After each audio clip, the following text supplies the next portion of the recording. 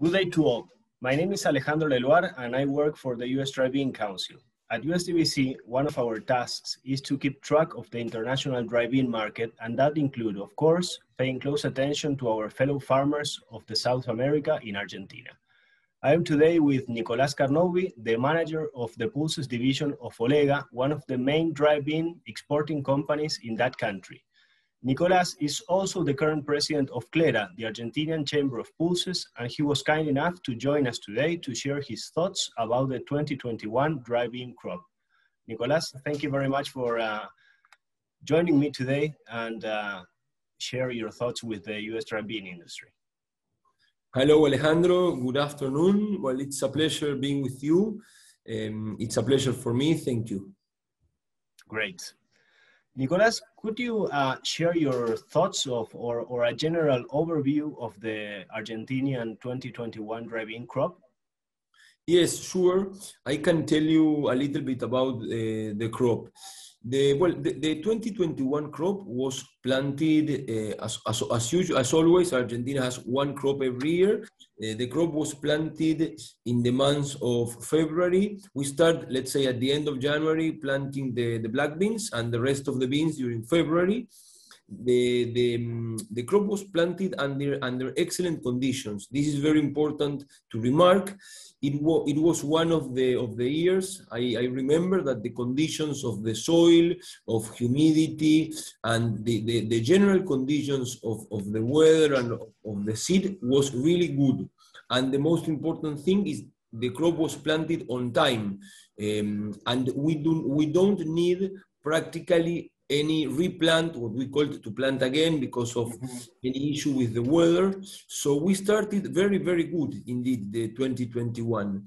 We went through a month of March with good moisture and with very good conditions with sunny weather, etc. The crop continued development in these ways. It was, let's say, when we stand up at the months of end of March, beginning of April, we thought that Argentina would have one of the biggest crop ever. Let's say we estimate at that moment a bumper crop, and then from the 15th of April, suddenly the weather changed. We have a change in the pattern of the weather. The moisture began to be not so enough for the beans development. Why? Because, well, in the north part of Argentina, even though we went in Argentina, we went at that moment going to an autumn, in the northern part of Argentina was very hot. It is still today quite hot. Last week was hot either. And on the other side, the rain suddenly stopped. So then, well, the beans continue development with the remaining humidity that was in the undersoil, let's say the underwater in the soil. And we only have some few rains, but very little, 8 millimeters, 10 millimeters, and in different areas. It was not a general rain. So I can tell you that practically Argentina, the northern part of Argentina went through a drought starting the mid of April until practically today. We just have very few rains and very dispersed the rains, and the beans development was done principally because of the water that was accumulate before, let's say, the 15th of April. So we start making a lot of changes in our estimations of the crop. What we believe that it was going to be a bumper crop, we changed the estimation to, let's say, first of all, to a very good crop. And then we change it to an average crop. If you ask me today how I see, I think that Argentina will have an average crop. Around 1.2 tons per hectare of yield. It can be 800 kilos per hectare in some areas and 1,400 kilos in another areas. That is very important also, Alejandro, because this year we will see, in my opinion, much more variability that what we are used to see in the different areas in the north of Argentina. Right. You can go around a field let's say a big field, and you will see very, very, very important differences in the same field regarding to the yield of the hectare. Right. You mentioned also in last week's interview at GPC and at the conference that because of the drought, the harvest progress increased, right? Like the harvest moved a couple weeks earlier. Is that right? How do you see harvest progress today? Yes, yes, it is right, Alejandro, it is true. Probably if we would have had some more rains, or let's say rains at least during the months of May, the cycle of the bean, you know that the cycle of the bean, in general, if you plant, let's say the 15th of February, 20th of February, you start harvesting in July, first quarter of July. That is the typical cycle of the bean plant in Argentina, let's say, principally in white beans, for example, just to take into account. And what happens is that with no moisture and the sunny weather, the plant starting, let's say, to just start asking to be drying and cutting to prepare the harvest. It is like you said, the plants starting to giving up themselves, the plants. So the farmers just tell us that the plants are ready, and this is what produce to the cycle to become shorter. And in my opinion, let's say what I have seen in my experience, in the shorter cycles, it is practically 99% that you will have a lower yield because the plant cannot develop in the way it should have had. Right. Yeah, it was a complicated. It seemed like everything was going smoothly, and then problems happened. But well, that's farmers are used to that, unfortunately, and with the changing weather all over the world, that's probably going to be the rule in the coming years. Looking at the bright side, you didn't see any frosts, right?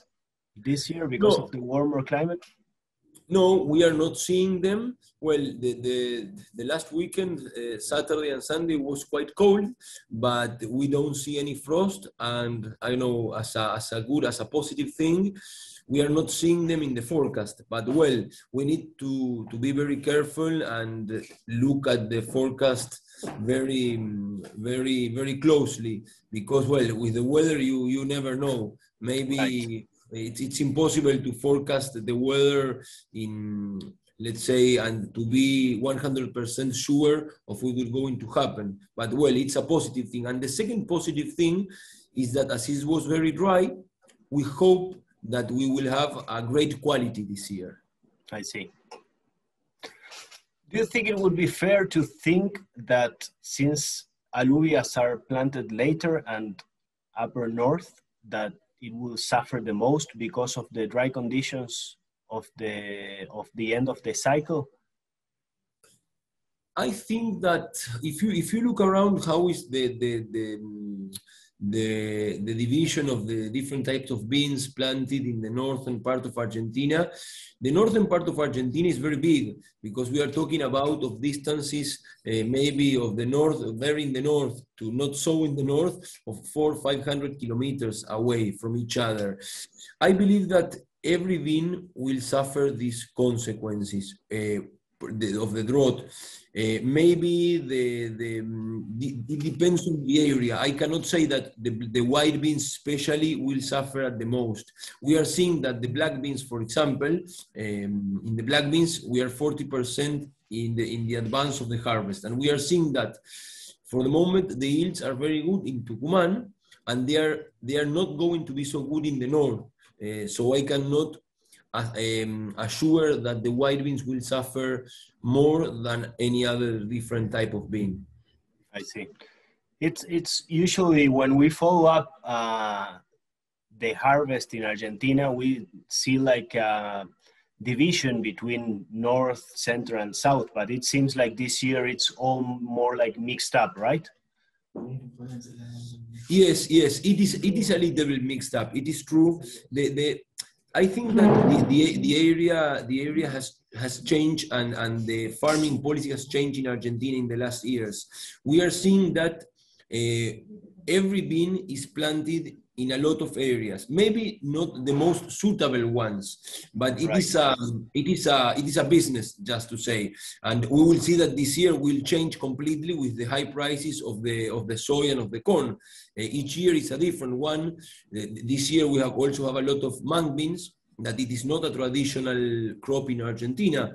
And you will see that it is mixed up everything, but the general thing, it has not changed. You plant in a certain date, you harvest in a certain date, and you have a certain area that is defined for each different of production. Right. Now that you mention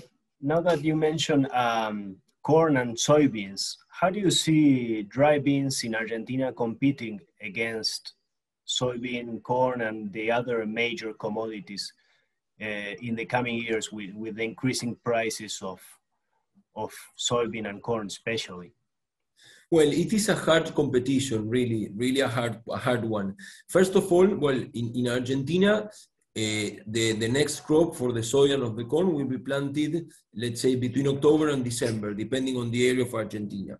That is to have into account. The second thing is how it is going to be the price of soy and corn in the 2022 April and May when you harvest them. If you look at now at the boards, well, the prices are, let's say, are less than today's price, but are still very good.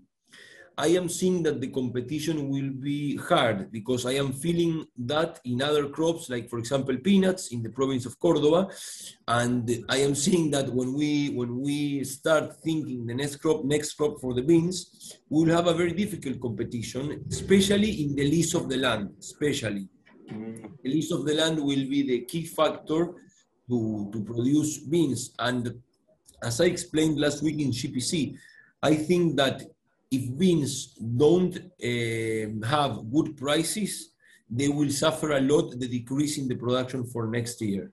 Right. Because you will still have to pay more for the same piece of land, and you could choose to plant commodities which are more secure.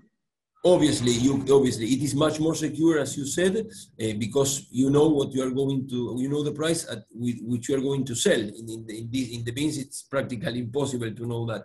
And the second thing is that it is easier and less risky in general to produce cereals.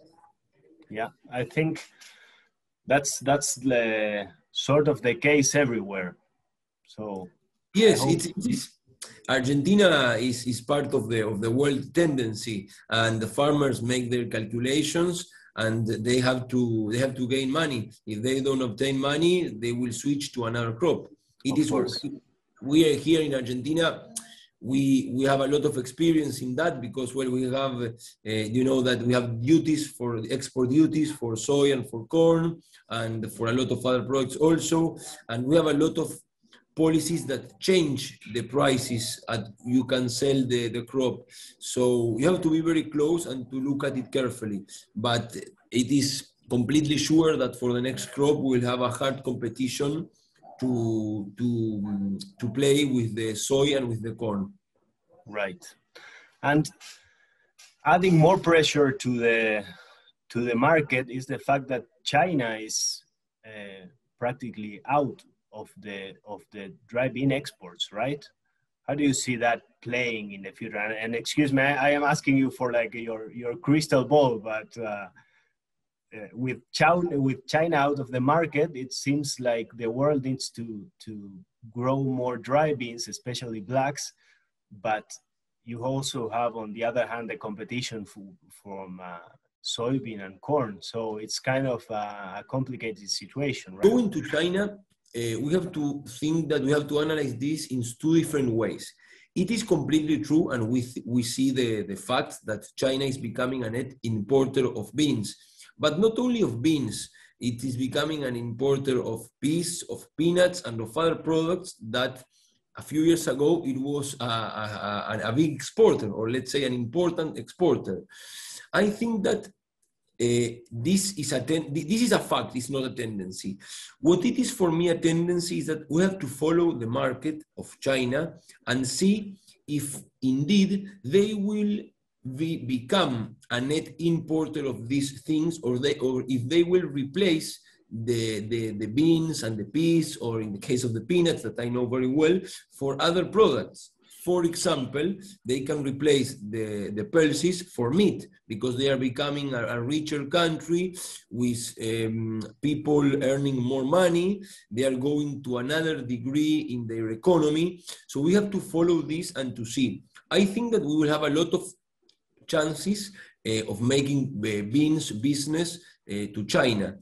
For example, in CLERA, last year we worked a lot, and we finally get it to make an agreement with China to export peas. Now we are the green peas. Now we can export green peas to China, and we are doing the same and working with the Chinese authorities to do the same for chickpeas and for beans. Well, we are in a queue. There is also the Chamber of Rice is asking for that permit also. So, well, we are working on that. But if you ask me, I think that we will have a lot of possibilities to make business. How that business will become sustainable in time, we have to see it. We have to see it. I don't know if China will become as sustainable as it is the European industry. Maybe yes. Or maybe it takes a few years, but there is no doubt that China is a very important country and plays a very important role in this.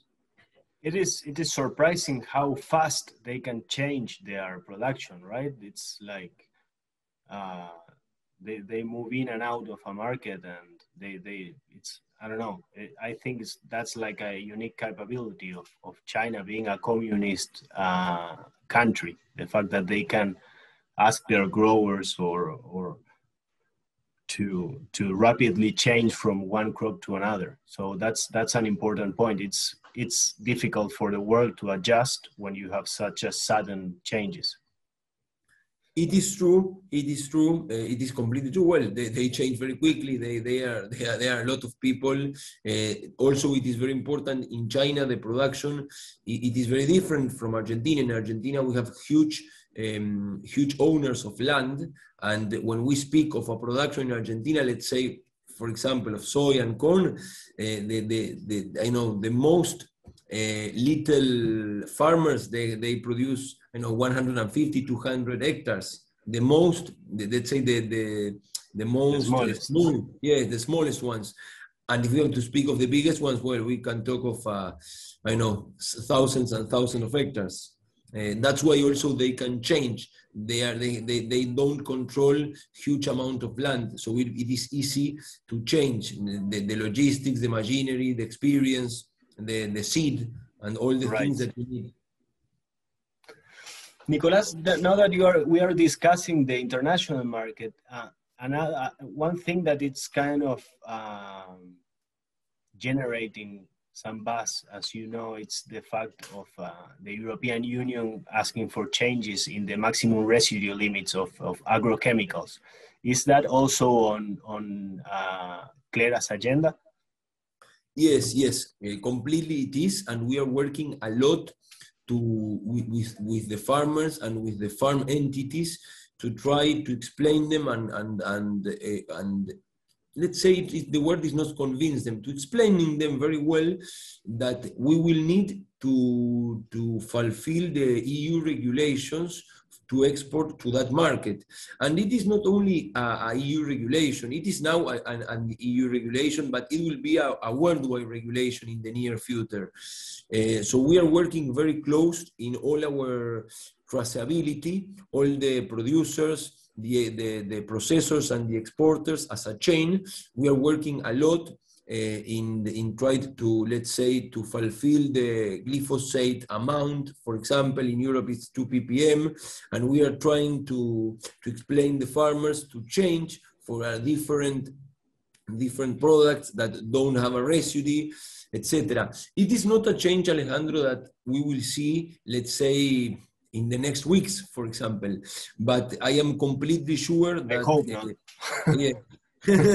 I will, no, because if not, we will lose the crop. But I am completely sure that we will see this in the next crops. We will see the fact that we are working much better, and we are not using any product that leaves residue on the final product. I see. Last but not least, I don't know if you can give us some indication of new crop prices of dry beans? Yes, well, I will give you a range. What it is very important to consider, Alejandro, is that during the last weeks, where Argentina experienced, let's say, a constant demand in the lot of beans, obviously, especially maybe in the cranberries, or for example, just to give you an example.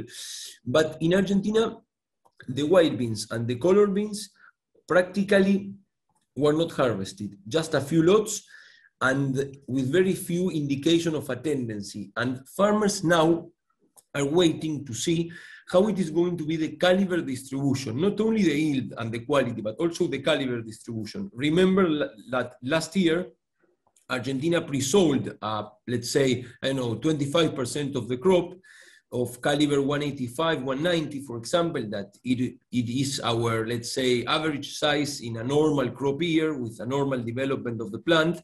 And when we put the machines into our fields, we start harvesting calibers to 10, to 20s, to 30s, to 40s, and even smaller. So this is a reason why the last weeks, in my opinion, the trading was a little bit slow. Not slow because of the demand, slow on the supplier side. That is very important when I will give you now an indication of a price. Well, for example, if we need to talk for alubias, in my opinion, the alubias, the Argentine alubias will become the marketing in a floor of $1,150 cost and freight. That will be the floor, in my opinion. I am talking of a caliber, I don't know, approximately 200, but we need to know the caliber distribution, and it is very important to take this into consideration, because if we have, let's say, 70% of our crop with small calibers and 30 with higher calibers, we will see a biggest distribution between the calibers. So maybe the floor can be a little bit, let's say, high of the price I just gave you. Regarding the color beans, well, the color beans, we are seeing very good demand. We are seeing the cranberries at a floor of $1,420, and I heard of businesses done even at higher prices, much higher prices. In the case of the dark, we are talking of around between $1,270 and $1,320. But all these beans depends on the caliber. And that's why I make a lot I make an issue on this. The caliber will be very important to know the marketing of the beans. Right. In the case of the black beans, well, I told you last week, we are seeing prices in the frontier with Brazil between $800 and $830. And we are seeing a very different market going to other destinations. For example, the quotes to Mexico last week were around $1,050, $1,075. And in the case of these prices are always under the basis of cost and freight. And this is very important because in the last week in the GPC logistic panel, we talked a lot about the logistics problems and the prices of the freights going around during these days. I am thinking that the market price may be higher, because there is no doubt that the prices of the freights are increasing. They're increasing every day, and well, that's making a lot of noise in the world. But I see, if you ask me in general, the beans, I think that they are having, let's say, I don't know if good demand, but at least very, very much interest during the last weeks. It's like suddenly the market woke up. Right.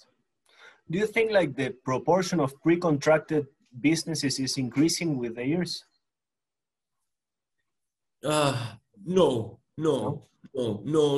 because Argentina, if you ask me, is a conservative country, and our traders and our companies, our exporters are, let's say, if you ask me, it's a personal opinion, in the conservative side.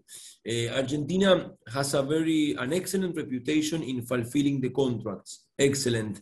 We have a lot of problems in our country, in our politics and our economy, but regarding to the exporters, and in this particular business of the pulses, we have an excellent behavior in the way that we fulfill the contract. We always fulfill, and we fulfill it because it is not only because we work very well, I think, it is also because we do the things in the way that